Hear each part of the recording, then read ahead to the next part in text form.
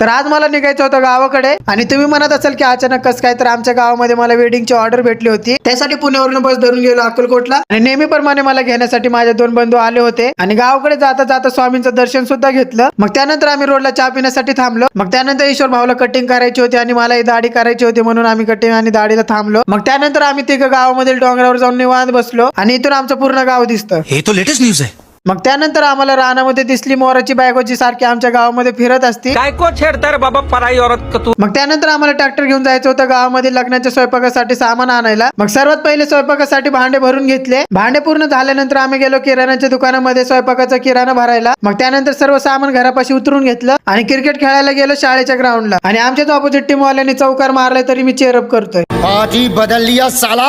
आणि आज साखरपुडा होता आणि त्यासाठी पाहुणे आले होते आणि कार्यक्रमामध्ये अडथळा घालण्यासाठी पावसाला येणं गरजेचंच आहे. त्यासाठी सर्व गावकऱ्यांनी मंदिरामध्ये साखरपुडा संपन्न करायचं नियोजन